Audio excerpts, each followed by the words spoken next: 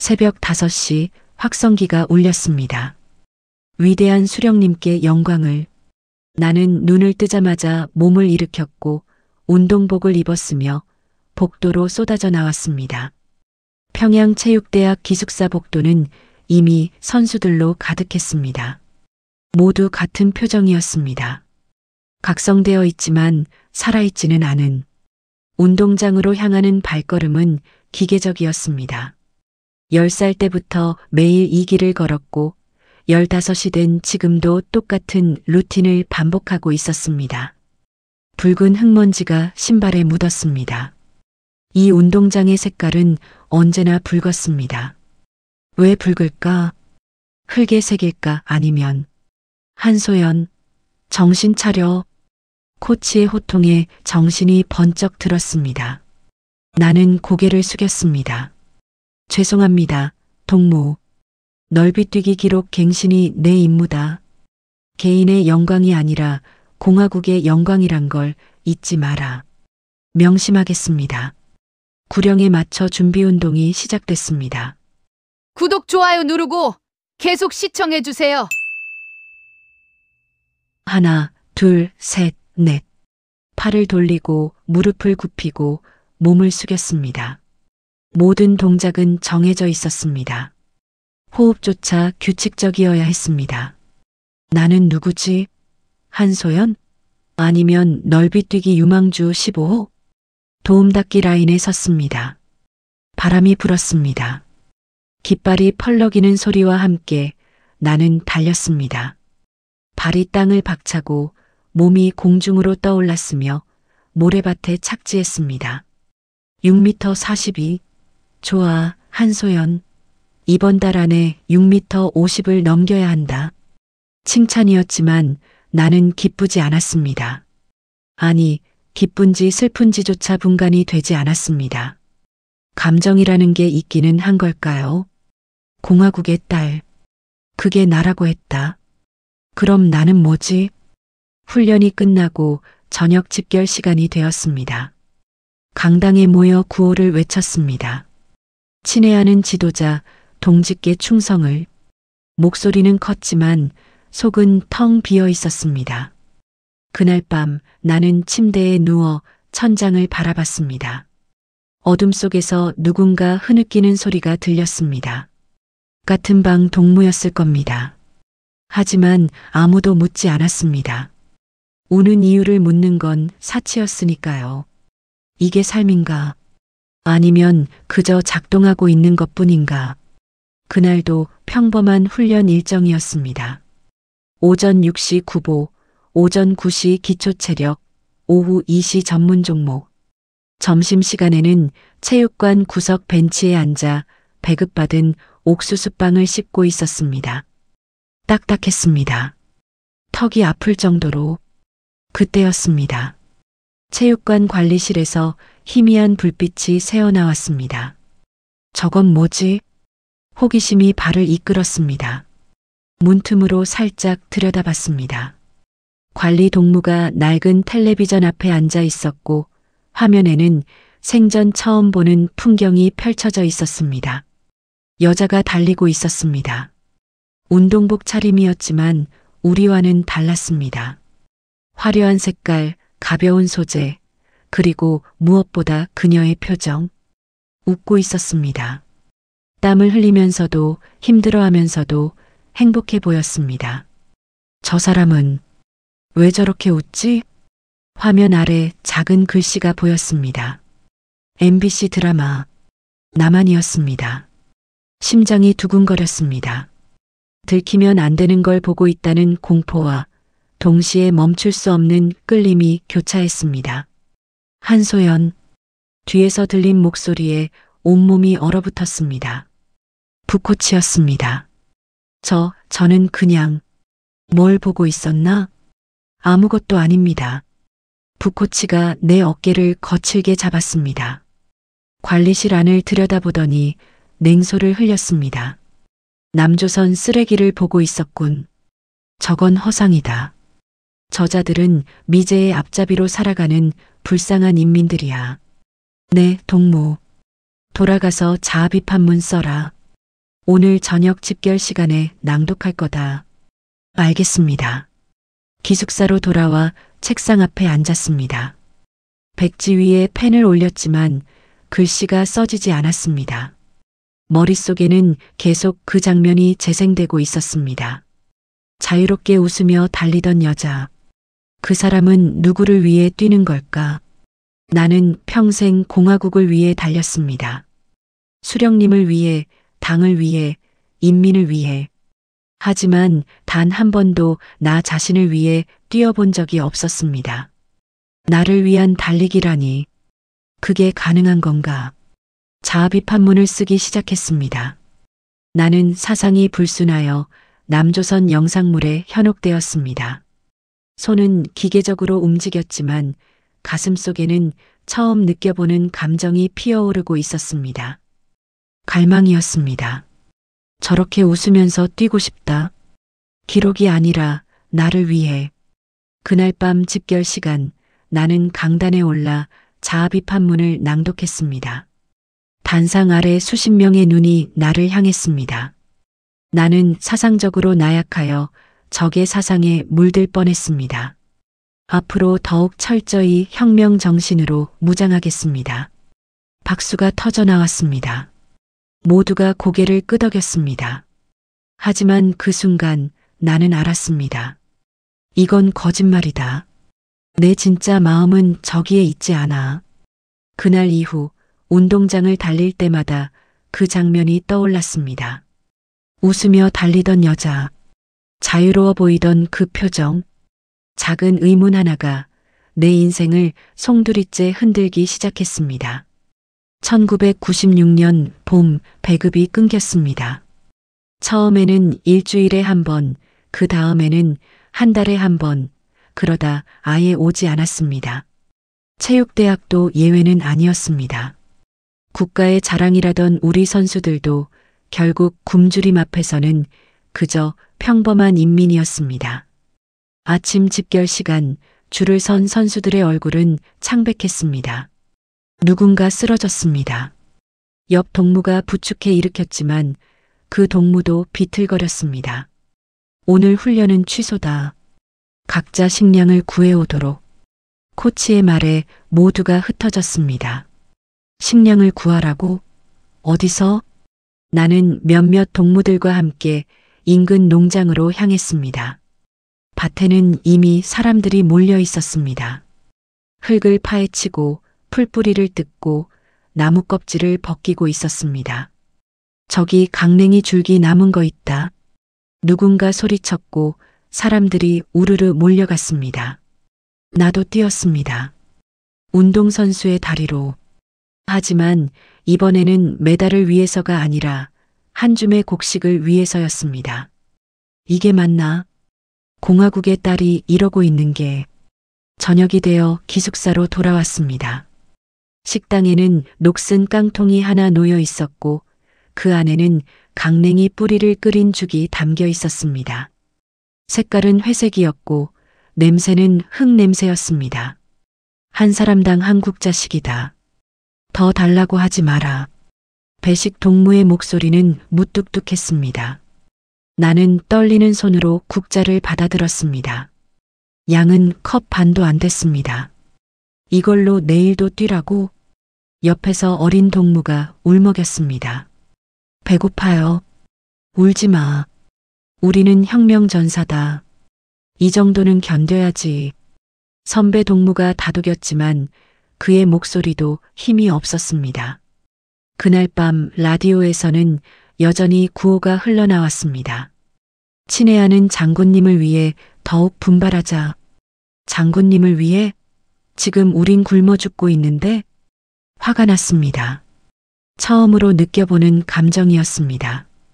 분노, 배신감, 허무함. 다음 날 아침 운동장에 섰습니다. 코치가 호루라기를 불었습니다. 오늘은 5kg 구보다. 동무, 우리 어제 아무것도 못 먹었는데요. 불평하지 마. 혁명 정신으로 극복해라. 혁명 정신으로 배를 채울 수 있나? 달리기 시작했습니다. 한 바퀴, 두 바퀴. 세 바퀴를 돌 때쯤 다리가 풀렸습니다. 앞에서 달리던 동무가 쓰러졌습니다. 그 다음 동무도, 그 다음 동무도, 나도 결국 무릎을 꿇었습니다. 흙바닥에 손을 짚고 헐떡였습니다. 침이 질질 흘렀습니다. 시야가 흐려졌습니다. 이게 영광인가? 이게 자랑스러운 공화국의 모습인가? 그때 문득 그 장면이 떠올랐습니다. 남한 드라마 속 그 여자, 웃으며 달리던 그 모습, 그곳에서는 배불리 먹고 달릴 수 있을까? 웃으면서 일어섰습니다. 비틀거리는 다리로 다시 달렸습니다. 하지만 이번에는 달랐습니다. 장군님을 위해서가 아니라 나를 위해, 이곳을 벗어나기 위해. 그날 밤 침대에 누워 창밖을 바라봤습니다. 철조망 너머 어둠 속 어딘가에 다른 세상이 있었습니다. 나라가 아니라 사람을 위해 달리고 싶다. 그 생각이 단순한 꿈에서 계획으로 바뀌는 순간이었습니다. 탈북. 그 단어가 처음으로 내 머릿속에 선명하게 새겨졌습니다. 1997년 가을, 나는 두만강으로 향했습니다. 새벽 3시, 기숙사를 빠져나왔습니다. 가방에는 옥수수 몇 개와 낡은 지도 한 장뿐이었습니다. 문을 열 때마다 삐걱거리는 소리가 천둥처럼 크게 들렸습니다. 들키면 끝이다. 가족도 나도. 국경까지는 사흘이 걸렸습니다. 기차는 타지 못했습니다. 검문이 너무 많았습니다. 걸어서, 때로는 뛰어서 산길을 넘고 또 넘었습니다. 운동선수의 체력이 유일한 무기였습니다. 두만강이 보였습니다. 강물은 생각보다 얕아 보였습니다. 건널 수 있을 것 같았습니다. 저기만 건너면 중국이다. 저기만 건너면. 숨을 깊이 들이마시고 강으로 발을 내딛었습니다. 설아. 등 뒤에서 고함이 터졌습니다. 심장이 멈췄습니다. 돌아보니 국경경비대 2명이 총을 겨누고 있었습니다. 저는 그냥. 손들어. 움직이지 마. 손이 저절로 올라갔습니다. 다리가 후들거렸습니다.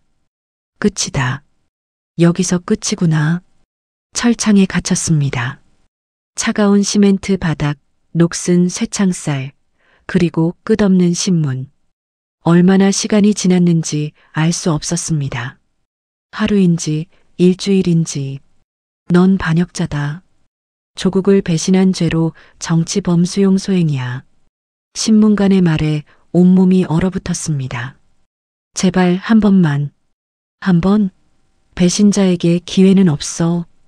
평양으로 이송되는 날 화물 열차에 실렸습니다. 손목에는 수갑이 채워졌고 옆에는 다른 탈북자들이 쭈그리고 앉아 있었습니다. 모두 죽은 눈을 하고 있었습니다. 기차가 덜컹거리며 움직이기 시작했습니다. 창문으로 바깥 풍경이 스쳐 지나갔습니다. 산, 들판, 하늘. 이게 마지막인가? 이 하늘을 보는 게. 그때 문득 생각했습니다. 이대로는 안 돼. 이대로 끌려가서 죽을 순 없어. 열차 속도가 빨라졌습니다. 레일과 바퀴가 부딪히는 소리가 귀를 찢었습니다. 지금이다. 경비병이 졸고 있었습니다. 창문은 반쯤 열려 있었습니다. 뛰어내리면 죽을 수도 있다. 하지만 가만히 있어도 죽는다. 수갑찬 손으로 창틀을 붙잡았습니다. 온 힘을 다해 몸을 밀어 올렸습니다. 저기. 경비병이 소리쳤습니다. 손이 내 옷깃을 잡았습니다. 하지만 늦었습니다. 나는 이미 창밖으로 몸을 던진 뒤였습니다. 바람이 얼굴을 때렸습니다. 세상이 빙글빙글 돌았습니다.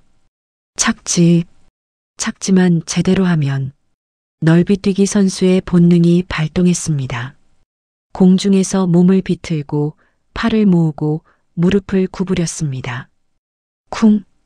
엄청난 충격이 온몸을 관통했습니다. 아프다. 너무 아파. 의식이 흐려졌습니다. 하지만 완전히 놓지는 않았습니다. 얼마나 시간이 지났을까요? 눈을 떴을 때 나는 풀밭에 누워 있었습니다. 온몸이 피투성이었습니다. 왼쪽 팔이 이상하게 꺾여 있었습니다. 움직일 수 없었습니다. 하지만 살아 있었습니다. 살았다. 나는 살았어. 하늘을 올려다봤습니다. 구름이 천천히 흘러가고 있었습니다. 그 순간 눈물이 터져 나왔습니다. 자유다. 이게 자유구나. 비록 온몸이 부서져 있었지만 처음으로 느꼈습니다. 이 고통조차 내가 선택한 것이라는 사실을. 이 몸이 부서져도 다시는 잡히지 않겠다. 팔을 질질 끌며 일어섰습니다. 그리고 다시 걷기 시작했습니다. 어디로 가야 할지 몰랐지만 멈출 수는 없었습니다. 중국 땅을 밟았을 때 나는 이미 반쯤 죽어 있었습니다. 부러진 팔, 찢어진 옷, 피로 얼룩진 몸. 마을 어귀를 헤매다 한 조선족 할머니를 만났습니다. 아이고, 이게 무슨... 할머니는 묻지 않았습니다. 다 알고 있었던 것입니다. 일주일간 그 집 헛간에 숨어 지냈습니다. 할머니는 몰래 죽과 물을 날랐고 나는 조금씩 기력을 회복했습니다. 남쪽으로 가려면 브로커를 만나야 해. 돈은 있나? 없습니다. 그럼 빚으로 가는 수밖에. 위험해. 잘못하면. 할머니는 말을 잇지 못했습니다. 그래도 가야 해. 여기 남으면 결국 잡힌다. 브로커를 만난 건 그로부터 사흘 후였습니다. 한국까지 3,000달러. 나중에 갚으면 돼. 남자의 눈빛은 차갑고 계산적이었습니다. 알겠습니다. 목숨 걸어야 해. 각오돼 있어? 돼 있습니다. 그렇게 나는 다시 길을 떠났습니다. 일행은 12명이었습니다. 임산부, 노인, 어린아이, 그리고 나처럼 젊은 사람들. 모두 눈빛만은 살아 있었습니다. 살겠다는, 버티겠다는 의지로 가득한. 중국에서 베트남까지는 트럭 짐칸에 실려갔습니다. 햇빛 한 줌 들지 않는 어둠 속에서 우리는 서로의 숨소리만 들으며 버텼습니다. 물 좀. 임산부가 신음했습니다. 배가 불러 움직이기조차 힘들어 보였습니다. 나는 내 물통을 건넸습니다. 드세요. 고마워요. 당신은 안 마셔도 돼요? 괜찮아요. 저는 운동선수였어요. 견딜 수 있어요. 거짓말이었습니다. 목이 타들어갔습니다. 하지만 그 순간 이상한 기분이 들었습니다. 나 하나만 살겠다고 뛰쳐나왔는데 지금은 베트남에서 캄보디아로 넘어갈 때 노인이 쓰러졌습니다. 할아버지, 할아버지. 손녀로 보이는 아이가 울부짖었습니다. 브로커가 냉정하게 말했습니다. 더 이상 못 가. 여기 두고 가야 해. 안 돼요. 제발. 시간 없어. 가자. 나는 노인의 팔을 붙들었습니다. 제가 없겠습니다. 미쳤어? 내가 쓰러지면 어쩌려고? 괜찮습니다. 할 수 있어요. 노인을 등에 업었습니다. 무거웠습니다. 너무 무거웠습니다. 왜 이러는 거지? 나도 살기 힘든데. 하지만 발은 계속 앞으로 나아갔습니다. 한 걸음, 두 걸음. 나를 위해 뛰던 발이 지금은 누군가를 위해 걷고 있다. 캄보디아의 밀림을 지나며 우리는 서로를 의지했습니다. 넘어진 사람을 일으켜 세우고 먹을 것을 나누고 밤이면 서로의 등을 기대며 잠들었습니다. 언니, 왜 탈북했어요? 어린 소녀가 물었습니다. 자유롭게 달리고 싶어서. 자유롭게 달리기? 응. 누굴 위해서가 아니라 나를 위해서. 그게 뭔지 알고 싶었어. 이제 알겠어요? 나는 잠시 생각했습니다. 알겠는가? 자유가 뭔지 아직 모르겠어. 근데 하나는 알 것 같아. 자유는 혼자 가는 게 아니라는 것. 마침내 우리는 한국 대사관 앞에 도착했습니다. 철문 하나를 사이에 두고 그 너머가 대한민국이었습니다. 브로커가 말했습니다. 저 문만 열고 들어가면 끝이야. 문이 열렸습니다. 직원이 나왔습니다. 여기가 한국이에요. 이제 안전해요. 그 말을 듣는 순간 세상이 멈춘 듯 했습니다. 한국, 내가 꿈꾸던 곳. 무릎이 꺾였습니다. 바닥에 주저앉았습니다. 눈물이 쏟아졌습니다. 드디어 도착했구나. 옆에서 누군가 내 손을 잡았습니다. 임산부였습니다. 고마워요. 당신 덕분에 여기까지 왔어요. 아니에요. 우리 모두 함께 온 거예요. 그날 나는 깨달았습니다. 탈북은 도망이 아니었습니다. 살기 위한 선택이었고 그 과정에서 나는 처음으로 사람이 되어가고 있었습니다. 국정원 조사시설은 생각보다 따뜻했습니다. 하얀 벽, 깨끗한 침대, 그리고 창문 너머로 보이는 파란 하늘. 북한에서 본 하늘과는 다른 색깔이었습니다. 더 밝았고 더 넓어 보였습니다. 조사관이 들어왔습니다. 한소연 씨 몸 상태는 어때요? 존댓말이었습니다. 평생을 동무라고 불리다가 씨라는 호칭을 들으니 이상했습니다. 괜찮습니다. 아니, 괜찮아요. 말 편하게 하셔도 돼요. 여긴 당신의 나라니까요. 내 나라. 그 단어가 가슴에 꽂혔습니다. 조사는 일주일 동안 계속됐습니다. 어디서 태어났는지, 어떻게 자랐는지, 왜 탈북했는지, 누구를 만났는지 모든 걸 말했습니다. 거짓말 하나 없이. 체육대학 출신이시네요. 넓이뛰기 선수였고. 네. 하지만 이제는 뛸 수 없을 것 같아요. 부러진 팔은 치료받았지만 예전처럼 완벽하지 않았습니다. 천천히 회복하면 돼요. 시간은 충분해요. 시간이 있다는 게 이렇게 사치스러운 거구나. 조사가 끝난 날 저녁 식당으로 안내받았습니다. 테이블 위에 밥상이 차려져 있었습니다. 하얀 쌀밥, 불고기, 김치, 나물, 국. 이게 진짜인가? 손이 떨렸습니다. 숟가락을 들었지만 입으로 가져갈 수가 없었습니다. 왜 안 드세요? 직원이 물었습니다. 이걸 다 먹어도 되나요? 당연하죠. 더 필요하면 더 드릴 수도 있어요. 더? 이것도 모자란다고?